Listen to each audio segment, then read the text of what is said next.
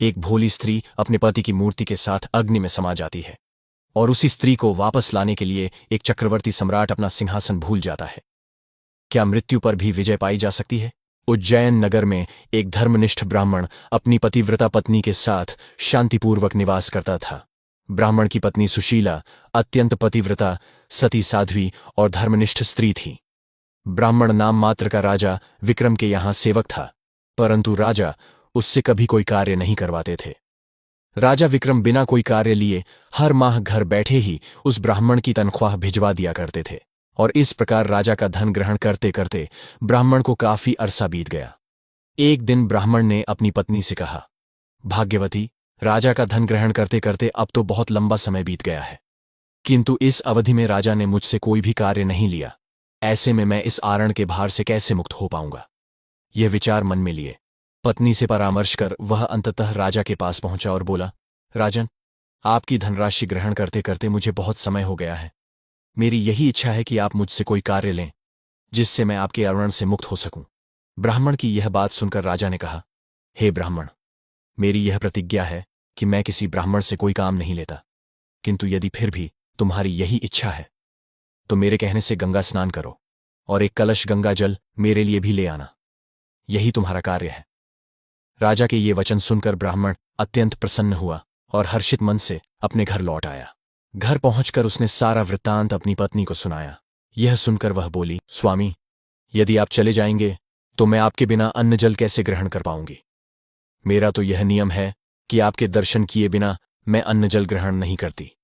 तब ब्राह्मण ने कहा, मैं अपनी एक मूर्ति बनवाकर घर के भीतर स्थापित कर दूंगा, तू उसके दर्शन करके ही अपना निर्वाह कर लेना।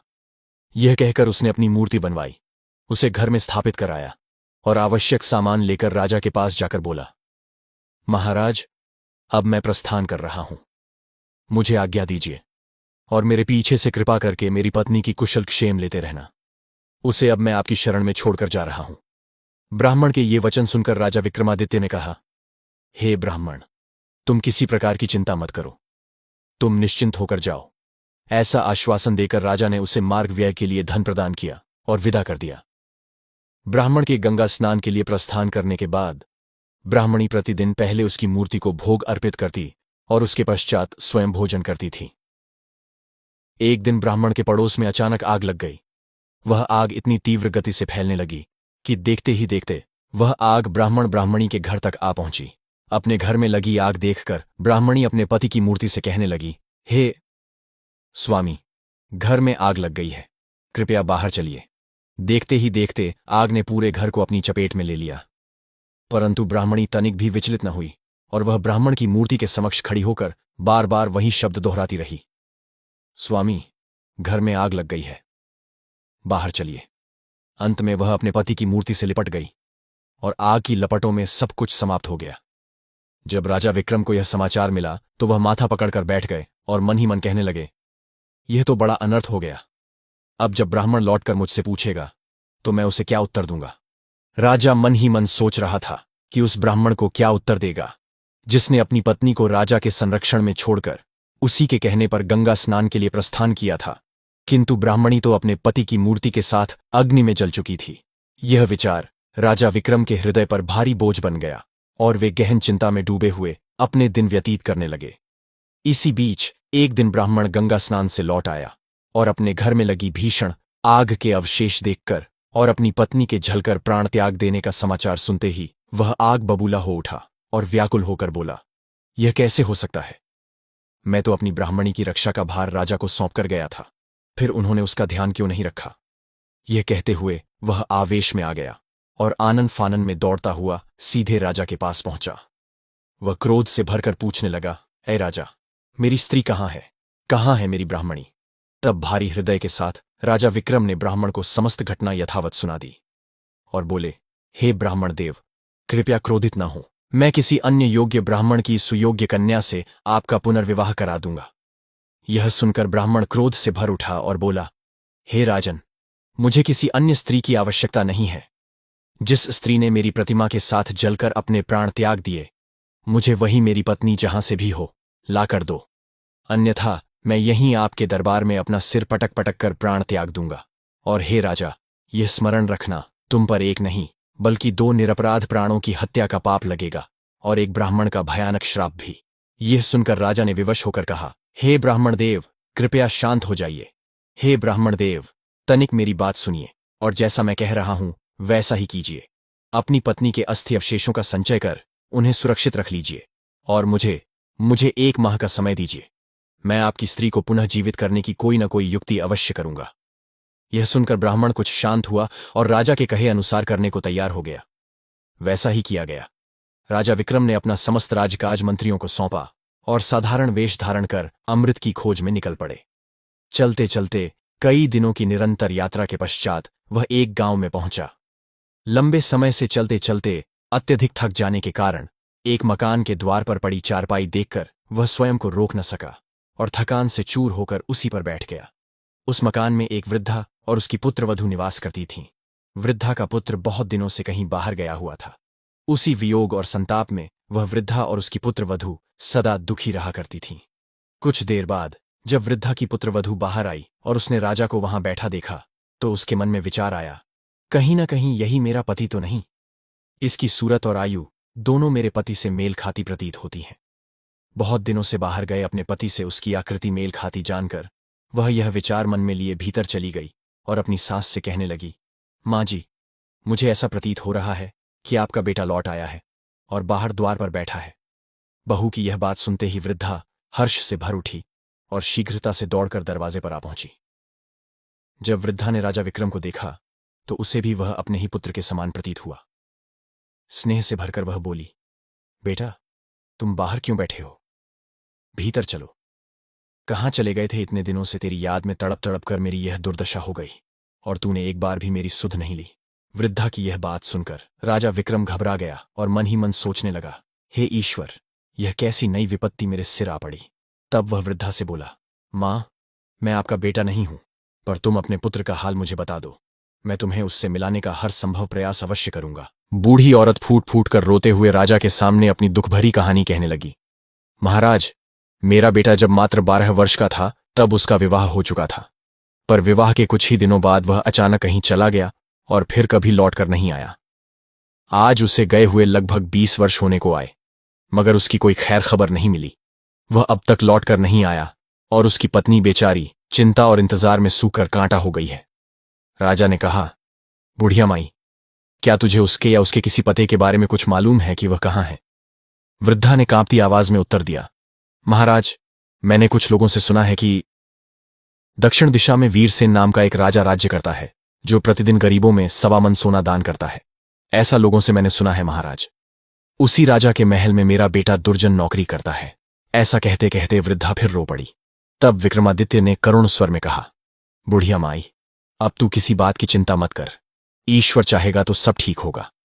तो तेरा बेटा शीघ्र ही तुझसे आकर मिलेगा। इतना कहकर राजा विक्रम वहां से दक्षिण दिशा की ओर चल दिए। कुछ दिनों की कठिन यात्रा के पश्चात वे एक विशाल और समृद्ध नगर के निकट पहुंचे, जहां ऊंचे ऊंचे महल और सोने चांदी की चमक दूर से ही दिखाई दे रही थी। दक्षिण दिशा में पहुंचकर विक्रम पूछते पूछते राजा के महल के द्वार पर आ पहुंचे। उन्होंने द्वारपाल से कहा, भाई, क्या तुम दुर्जन को जानते हो? जरा उसे मेरे पास बुला दो। पथिक का यह संदेश भिजवाने का कष्ट करें कि तुम्हारे गांव से एक व्यक्ति आया है और वह तुमसे मिलना चाहता है। द्वारपाल ने भीतर जाकर दुर्जन तक विक्रम का संदेश पहुंचा दिया। यह सुनते ही वह द्वार पर आया और विक्रम को अपने गांव का निवासी समझकर बड़े स्नेह से अपने डेरे पर ले गया। रास्ते में चलते हुए विक्रमादित्य ने उससे कहा, भाई, तुम्हें ऐसा नहीं करना चाहिए था। जब से तुम यहां आए हो तब से तुमने घर की सूरत तक नहीं देखी। तुम्हारे घर पर तुम्हारी माता और पत्नी रो रो कर अपने दिन काट रही हैं। तुम्हारे लिए उचित यही है कि जैसे भी बने शीघ्र ही उनकी सुध लो।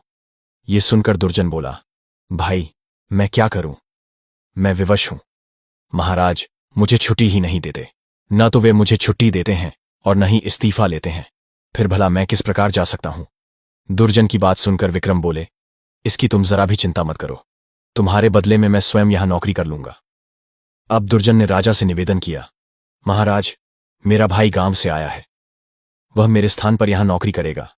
आप कृपा करके मुझे कुछ दिनों के लिए छुट्टी प्रदान करें, क्योंकि मेरी मां और पत्नी मेरे लिए बहुत व्याकुल हैं। दुर्जन की बात सुनकर राजा वीरसेन बोले, अच्छा, अपने भाई को नौकरी पर छोड़कर तुम 1 महीने के लिए अपने घर हो आओ। यह सुनकर दुर्जन ने विक्रम को अपनी जगह नौकरी पर छोड़ दिया और स्वयं राजा से विदा लेकर अपने घर की ओर चल पड़ा। उधर विक्रम उसके स्थान पर रहकर निष्ठा और परिश्रम से नौकरी करने लगा। स्वयं एक राजा होते हुए भी विशाल हृदय वाले राजा विक्रमादित्य दूसरों का दुख दूर करने के लिए राजा वीरसेन के यहां साधारण कर्मचारी बनकर नौकरी करने लगे। राजा वीरसेन का एक कठोर नियम था कि वह प्रतिदिन आधी रात को नगर से बाहर स्थित एक देवी के मंदिर में जाता। वहां देवी प्रकट होकर उसे पकड़ लेती और उबलते तेल के कड़ाहे में डाल देती। जब राजा उस उबलते कड़ाहे में पूरी तरह भुन जाता तब देवी उसे बाहर निकालकर भक्षण कर लेती। तत्पश्चात वह उसकी हड्डियों को एकत्र करती और उन पर अमृत छिड़क देती। अमृत के स्पर्श से राजा पुनः जीवित हो उठता। इसके बाद देवी अक्षय झांझर हिलाती और उससे 1.25 मन सोना राजा को प्राप्त होता। उस सोने को लेकर राजा वीरसेन चुपचाप महल लौट आता और प्रातःकाल वहीं सारा सोना ब्राह्मणों को दान कर देता। एक दिन राजा विक्रम के मन में विचार आया, राजा के पास प्रतिदिन इतना सोना आखिर आता कहां से है और वह हर रोज आधी रात को कहां जाता है। इस रहस्य का भेद जानना आवश्यक है। अतः दूसरे दिन आधी रात के समय जब राजा वीरसेन देवी के मंदिर की ओर प्रस्थान करने लगा तो राजा विक्रम भी चुपचाप उसके पीछे पीछे चल पड़ा। मंदिर पहुंचकर वह एक ओर छिप गया और वहां घटित होने वाला सारा दृश्य देखने लगा। जो कुछ उसने अपनी आंखों से देखा उसे देखकर वह स्तब्ध रह गया। खौलते तेल के कड़ाहे में राजा को भुनते हुए देखकर विक्रमादित्य क्षण भर के लिए स्तब्ध रह गए। सारा हाल देखकर वह भारी हृदय लिए अपने स्थान पर लौट आया और मन ही मन विचार करने लगा कि राजा कितने बड़े कष्ट सहकर यह सोना लाता है। मन में यह निश्चय करके कि चाहे जो हो राजा के कष्ट को अवश्य दूर करना है, विक्रम बाजार पहुंचे और वहां से उत्तम मेवे, सुगंधित द्रव्य तथा अनेक प्रकार के मसाले ले आए।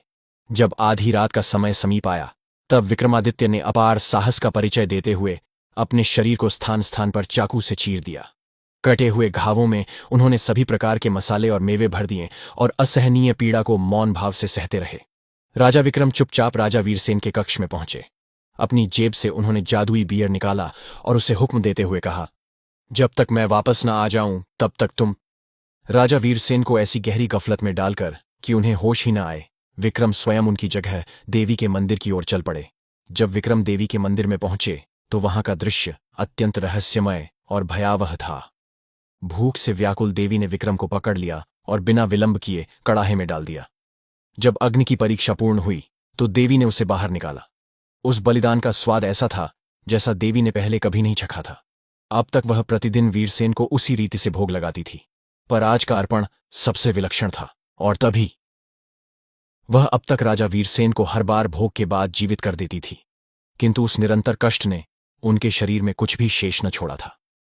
पर आज जब देवी ने तंदुरुस्त, हट्टे कट्टे और अदम्य साहस से भरे विक्रमादित्य का भोग स्वीकार किया, जो सुगंधित मसालों और उत्तम मेवों से युक्त था, तो उसे अनुभव हुआ कि यह भोग पहले से सर्वथा भिन्न है। उसका रोम रोम आनंद से खिल उठा। ऐसा लजीज भोग पाकर देवी अत्यंत प्रसन्न हो गई और पूरी तरह तृप्त हो उठी। नित्य की भांति उसने अस्थियों को एकत्र किया, घड़े से अमृत निकाला और उन पर छिड़क दिया। अगले ही क्षण चमत्कार घटित हुआ। राजा विक्रम पुनः जीवित हो उठे। यह देख देवी आश्चर्य से बोली, मैंने आज तक इतना स्वादिष्ट मांस कभी नहीं खाया। आज मैं तुझ पर अत्यंत प्रसन्न हूं। देवी ने स्नेह और गर्व से कहा, जो कुछ भी तुझे चाहिए निःसंकोच मांग ले। विक्रम ने विनम्रता से हाथ जोड़कर उत्तर दिया, हे मां, मुझे आपसे 3 वर चाहिए। देवी और भी अधिक प्रसन्न हो उठी। उन्होंने मुस्कुराते हुए कहा, तथास्तु, मैं तुझे 3 वचन देती हूं, बता तुझे क्या चाहिए। तब विक्रम ने विनम्र स्वर में कहा, मां, पहले वचन में मुझे आपका अमृत पात्र प्रदान करें और दूसरे वचन में आपकी अक्षय झंझर भी। ये दोनों वर मांगकर विक्रम के मन में एक गहरा विचार उठने लगा। यदि यह अमृत मेरे पास आ गया तो न जाने कितने कष्टों का अंत हो सकता है और कितने जीवन फिर से आशा पा सकते हैं। विक्रम यह भली भांति समझ चुके थे कि यदि देवी नित्य की भांति राजा को भोग बनाती रही तो उसके बाद उसे जीवित करने का प्रश्न ही नहीं उठेगा। इसलिए तीसरे वचन के विषय में उन्होंने गहन विचार किया। ऐसा उपाय होना चाहिए कि न देवी यहां रहे और न आगे किसी राजा के प्राण जाने का भय बना रहे। अतः उन्होंने दृढ़ निश्चय के साथ तीसरे वर की ओर मन लगाया। तीसरे वर में विक्रम ने देवी से निवेदन किया कि वह उस स्थान को सदा के लिए त्याग दें। अपने वचनों से बंधी देवी ने 3 वर पूर्ण किए और उसी क्षण वहां से अंतर्ध्यान हो गई। देवी के जाते ही विक्रम अमृत कलश और अक्षय झंझर लेकर लौट पड़े। वे चुपचाप वापस पहुंचे और सोते हुए राजा वीरसेन के समीप आए। राजा विक्रम ने चुपचाप राजा वीरसेन के पास से अपना जादुई बियर उठा लिया। कुछ ही देर बाद जब वीरसेन की आंख खुली तो समय देखकर वे घबरा उठे। बिना क्षण गंवाए वे मंदिर की ओर दौड़ पड़े। मंदिर पहुंचकर जब उन्होंने चारों ओर दृष्टि डाली तो वहां कोई भी नहीं था।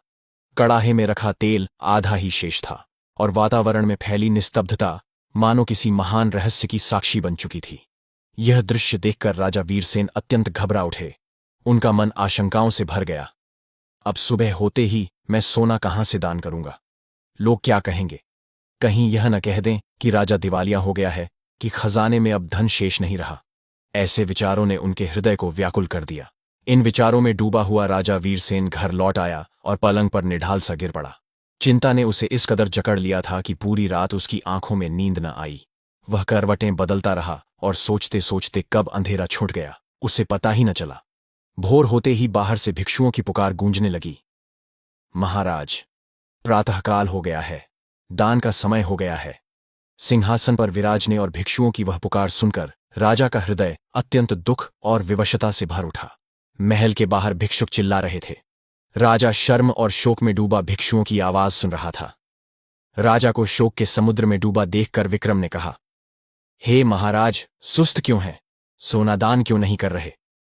वीरसेन ने आदि से अंत तक सारा हाल विक्रम को कह सुनाया और बोला, आज यह ब्राह्मण वर्ग विमुख हो जाएगा तो बड़ा अन्याय होगा। तब विक्रमादित्य ने राजा वीरसेन को अक्षय झांझर दी और कहा, लो, निकालो, इसमें से और बांट दो। इसके लिए अब तुम्हें कहीं जाने की जरूरत नहीं है, इसे अपने पास रखो। अक्षय झांझर देख। राजा वीरसेन ने हैरान होते हुए पूछा, यह झांझर तुम्हारे पास कैसे आई? विक्रमादित्य ने राजा को सारा हाल कह सुनाया। सब सुनकर राजा वीरसेन विक्रमादित्य के पैरों में गिर पड़ा और बोला, आप धन्य हैं बंधु। आप कौन हैं? तब राजा विक्रम ने बताया, मैं उज्जैन नगर का राजा विक्रमादित्य हूं।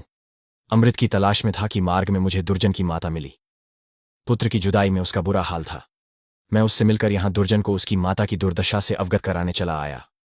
तब वीरसेन बोला, आप धन्य हैं राजन। जैसा आपके बारे में मैंने सुना था वैसा ही आपको पाया। वो झांझर वीरसेन को दे, उनसे विदाई ले।